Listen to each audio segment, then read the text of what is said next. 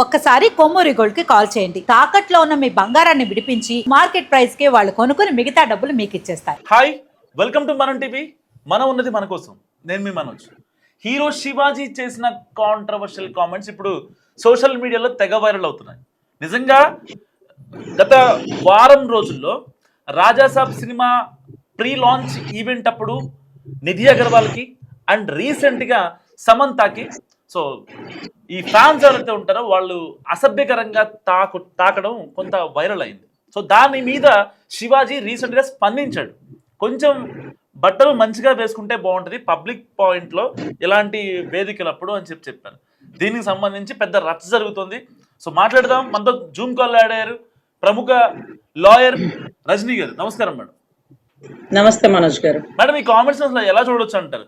అంటే బట్టలు వేసుకోమంటే లేదు, మీరు ధోతి కట్టుకోవడం ఒకటి అంటారు, లేదు మా బాడీ మా ఇష్టం నీ బాడీ కాదు కదా అని అంటారు. అసలు ఏంటి, ఎలా చూడొచ్చు?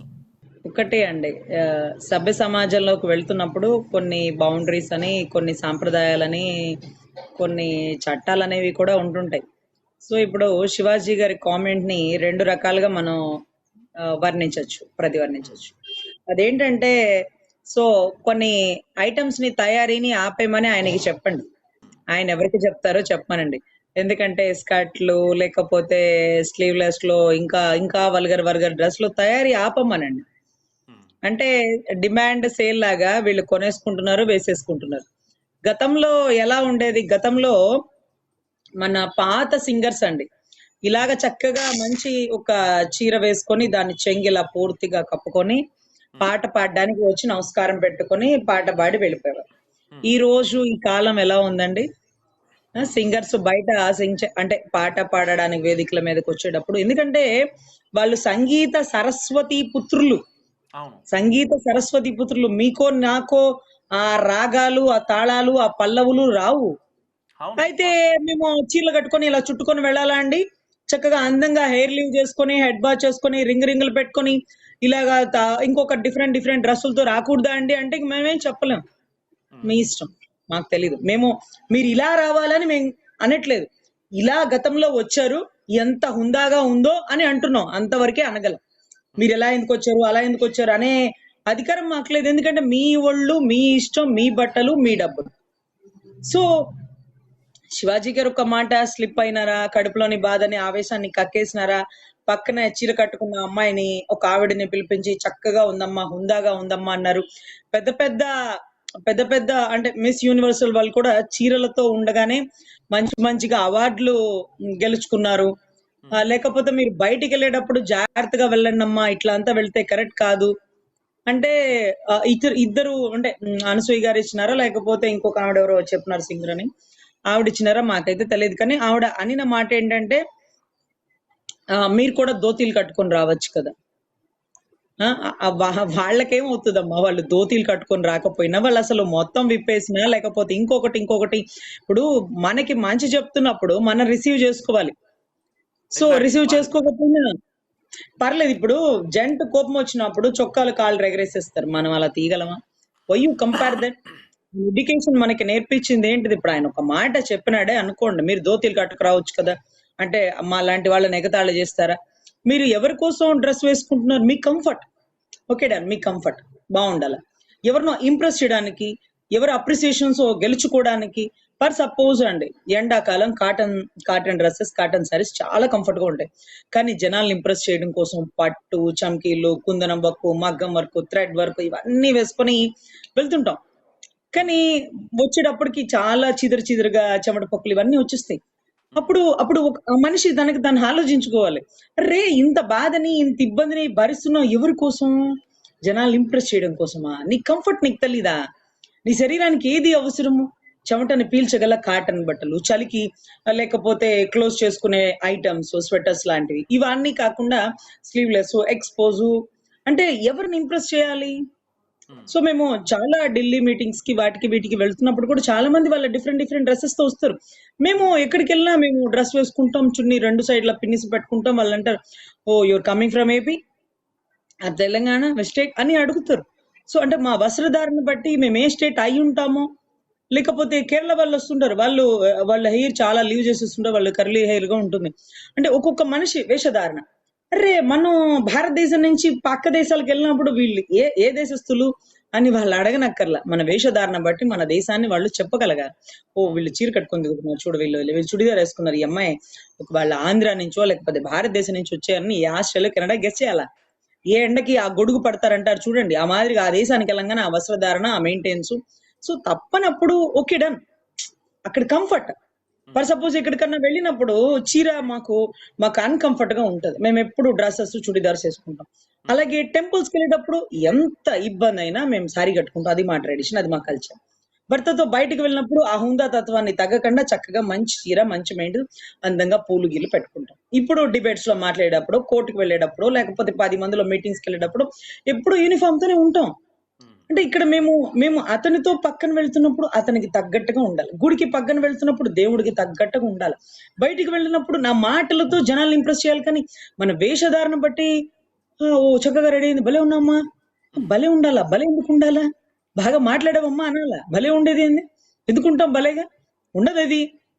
సో ఇటువంటి పరిస్థితుల్లో శివాజీ మాటల్ని తప్పుదో పట్టించే మహిళలు తెలుసుకోవాల్సింది, చాలా ఎలిగేషన్స్, చాలా ఇబ్బందులు, పరిస్థితులు, వాతావరణం ఉంది కాబట్టి, తన ఇంట్లో ఆడబిడ్డలు ఉన్నారు కాబట్టి, తన ఇంట్లో ఎలా అయితే తన అక్క చెల్లెళ్ళకి కఠినంగా చెప్తాడో అదే మాటగా తను చెప్పినాడు. తను చెప్పిన వెంటనే చెప్పాడు. ఇప్పుడు రేపు పొద్దు నుంచి ట్రోలింగ్స్ వచ్చేస్తాయి చూడండి అన్నాడు.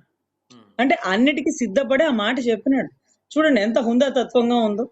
చక్కగా చీర కట్టుకొని వచ్చారు. అలాగే రెండమ్మ, మీ ఇష్టం వచ్చినట్టు మీరు అలా వేసుకొస్తే అని వెంటనే అనసూయ గారు, ఆ చిన్మయ్య గారు వీళ్ళందరూ రియాక్ట్ అయిపోతుంటే, ఒకప్పుడు సింగర్స్ ని చూడండి, నెట్ లో కొట్టి చూడండి, సరదాగా నెట్ లో కొట్టి చూడండి. వా ఎంత ఆ చీర కూడా ఇలా చక్కగా చుట్టుకొని వచ్చి ఆవిడ హుందా తత్వంగా. సుశీల గారు మీరు చూసుంటారు కదా, చాలా మంది సింగర్లని వాళ్ళు పెద్ద బొట్టు పెట్టుకుంటారు. ఒక ఆవిడ సింగరు జానకి గారు మరి ఎవరు నాకు తెలియదు, పెద్ద బొట్టు పెట్టుకుంటారు ఆవిడ. వాళ్ళందరినీ చూస్తే అప్పట్లో అలా ఉండేవాళ్ళు, ఇప్పట్లో ఇలా ఉంటున్నారు, రేపు ఎలా ఉంటారు. అంటే స్టెప్ బై స్టెప్. ఇప్పుడు మీరు వాళ్ళని మించి ఎలా చేస్తుంటే మీ జనరేషన్ మిమ్మల్ని మించిపోదా? వాళ్ళని చూస్తే మీకే ఆశ్చర్యం అవుతామా, నేను స్లీవ్లెస్ వేసుకున్నా, అది అసలు ఇంకా దారుణంగా వేసేసుకుని మొత్తం ఇప్పేశారు, అలా చేశారు, ఇలా చేశారంటారు. మీరు దోతీలు కట్టుకుని, వాళ్ళు దోతీలు కట్టుకుంటే మనకెందుకు, లేకపోతే చొక్కాలు విసిరేసి తీసేసుకుంటే మనకెందుకు? మనల్ని ఉండమన్నారు, మీరు అలా ఉండండి అమ్మా మంచిది అన్నారు. ఉండగలిగితే ఉందాం, లేకపోతే వదిలేద్దాం. వెంటనే కౌంటర్ ఇవ్వండి మాత్రం సాటిస్ఫాక్షన్ ఉండదు. ఇవాళ రోజు ఎంతమంది జబర్దస్త్ కి సంబంధించిన వాళ్ళు కానీ, వాళ్ళ వస్త్రధారణలు కానీ, వాళ్ళు అసలు వీళ్ళు కాసారు. ఒకప్పుడు సినిమా హీరోయిన్లు వాణిశ్రీ గారు, జానకి గారు ఎంత హుందాగా ఉండేవాళ్ళు. వ్యాంప్ క్యారెక్టర్లు అని కొంత ఉంటారు, ఒక్క సాంగ్ కి వస్తారు. వాళ్ళు ఎలా ఉంటారు? వాళ్ళు అలాగే ఉంటారు, వీళ్ళు ఇలాగే ఉంటారు. అంటే వాళ్ళు అలాగే ఉంటారు, మీరు ఇలాగే ఉండాలి. ఇది సొసైటీ. వాణిశ్రీ, సావిత్రి, జానకి ఇలా చాలా సినిమాల్లో హీరోయిన్ క్యారెక్టర్ ఇలాగే ఉండాలి. తర్వాత వ్యాంప్ క్యారెక్టర్లు ఉంటారు. ఒక వన్ సాంగ్ వస్తారు, జయమాలిని, జ్యోతి చిత్ర, లేకపోతే ఇంకొంతమంది వీళ్ళు ఎలా ఉంటారు, కొంతమంది వీళ్ళు ఇలాగే ఉంటారు, మీరు ఇలా ఉండాలి. ఇది రెండు పోయి మనం వీళ్ళలాగైపోయాం. వీళ్ళు ఆ కాసేపు విలన్స్ ని ఇంప్రెస్ చేయడానికి ఎలా తాపత్రయపడతామో, మనం సొసైటీని ఇంప్రెస్ చేయడానికి ఇలా స్లీవ్లెస్, ఇలా కటింగ్, ఈ వర్క్, ఆ వర్క్, ఈ థ్రెడ్. అసలు బ్లౌజ్ కి ఒకప్పుడు తలుపులు పెట్టేవాళ్ళు, ఇప్పుడు కిటికీలు పెడుతున్నారు. ఇప్పుడు కిటికీలు తలుపులు రెండు తెరిచేస్తున్నారు. సో అది శివాజీ గారికి కొంచెం చాలా బాధ అనిపించింది. సో మీ అందం చీరలో కూడా బాగుంటుందమ్మా, చీరలో ఇంకా బాగుంటది, ఇంకా చక్కగా ఉంటారు మీరు, చీరలో హుందా తత్వంగా ఉంటది అంటూ కొన్ని పదాలు వాడినారండి. బట్ ఎనీవే, ఎవరు ఏం చెప్పినా వినదగునెవ్వరు చెప్పినా వినినంతనే వేగ పడగండి ఏదో ఉంటది చూడండి టైటిల్ సాంగ్ లో. సో అందుకని ఓపిక్ గా వినండి అమ్మా, మనకి మంచే కదా చెప్తా. చెడు చెప్పినా విందాం, తప్పే ఉంది. వెంటనే కుండ బదులు కొట్టినట్టు మేము ఇలాగే ఉంటాం, మేము ఎప్పుడు తిరుగుతాం, మా శరీరం మా ఇష్టం, మీరెవరు మాట్లాడ్డాను. నేను అందుకే అన్నాను, తయారీలు ఆపండి శివాజీ గారు, వాళ్ళు కొనడం ఆపుతారు. తయారీలు ఆపనంత వరకు, విదేశీ కల్చరు భారతదేశంలో వచ్చేసినంత వరకు వీళ్ళు మారరు. వాళ్ళు కొనుక్కుంటున్నారు, వీళ్ళు అమ్ముతున్నారు. సో మనం ఏమీ చేయలేం. ఇప్పుడు జీన్స్ లాపాలి, స్కర్ట్ లాపాలి, మేము ఇలాగే ఉంటాం. మా పిల్లలు జీన్స్ లో టాప్లు వేసుకుంటారు, రేపు వాళ్ళ పిల్లలు ఏం వేసుకుంటారు. మరి జనరేషన్ గ్యాప్ వచ్చేస్తాం. మేము వాళ్ళకి చెప్తే మా మాట వినరు. జీన్స్ లాపేసి అమ్మా చుడిదార్ వేసుకోండి, 2 సైడ్లు సున్ని వేసుకోండి అంటే నీ తరం పోయింది పో అంటున్నారు. సో సొసైటీ అలా అయిపోయింది, తరాలు పోయినాయేమో మరి మాకైతే తెలియదు. మా పిల్లలే మా మాట విన్నప్పుడు శివాజీ గారు సొసైటీకి ఒక మెసేజ్ ఇచ్చేద్దామంటే అది అవుతుందా అండి? సో పడ్డాకే నొప్పి తెలుస్తుంది, పడ్డాకే దెబ్బ తీవ్రత తెలుస్తుందని అనుభవాలే వాళ్ళకి గురువులు. కొన్ని సంఘటనలు జరిగితే గానీ వాళ్ళకి ఈ తప్పులు ఒప్పులు అనేవి తెలియవేమో. సో ఎనీవే, డ్రెస్సింగ్ విధానాన్ని బట్టి తప్పు జరుగుతుందన్నా కూడా తప్పే. అదే కానీ డ్రెస్సింగ్ విధానం పర్ఫెక్ట్ గా ఉండమని ఎవరైనా సలహా ఇస్తే మాత్రం దయచేసి రిసీవ్ చేసుకుందాం. కోప్పడద్దు. వాళ్ళు మంచిగా మనకి చెప్పినారు. ఇప్పుకొని తిరగమని లేదు, మీ ఇష్టం వచ్చినట్టు ఉండమని లేదు. చాలా జాగ్రత్తగా ఉండండమ్మా. ఇష్టం వచ్చినట్టు మీరు చేసేయండి అన్నారు. సరేలేండి మాకు తెలుసులే అంటే అయిపోలా. వాళ్ళు మంచి చెప్పని, చెడు చెప్పని. సో వెంటనే ఇప్పుడు స్టేట్మెంట్ ఇచ్చిన చిన్మయి గారు అనుకుంటా, ఆవిడెవరు సింగరా అండి? సింగర్ అండి. ఆ సింగర్ గారినే చెప్తున్నాను. అమ్మ చిన్మయి గారు ఒకప్పుడు లతా మంగేష్కర్ గారు, లేకపోతే సుశీల గారు, జానకి గారు పెద్ద పెద్ద బొట్లు పెట్టుకొని వస్తారు చూడండి, బంగారు తల్లులు. వాళ్ళకి సరస్వతి తల్లి పొద్దున్నే ఇంట్లో దీపం పెట్టుకొని సరస్వతి తల్లికి పూజ చేసుకొని ఆ గాత్రాన్ని కాపాడుకుంటూ కొన్ని వందల వేల ఎన్ని లాంగ్వేజెస్, వాళ్ళకి ఆ లాంగ్వేజ్ కూడా రాదు తెలుసా మీకు? కానీ సరస్వతి పుత్రులు పుత్రికలు కదా వాళ్ళు, ఆ భాషలో లీనమైపోతారు వాళ్ళు. వాళ్ళ కోసమే పుట్టిందా ఈ పాట అనిపిస్తుంది. అంత గొప్పగా వాళ్ళు పాడగలుగుతున్నారంటే వాళ్ళ ఆ ధర్మాన్ని, ఆ గౌరవాన్ని కాపాడుతున్నారు. ఈరోజు పెద్ద భరతనాట్యమైనా ముందు భూదేవికి దండం పెట్టి నాట్యం బిగించేస్తారు. అమ్మ నేను ఎగురుతున్నాను, నిన్ను బాధపెడుతున్నాను, నన్ను క్షమించు తల్లి అంటారు.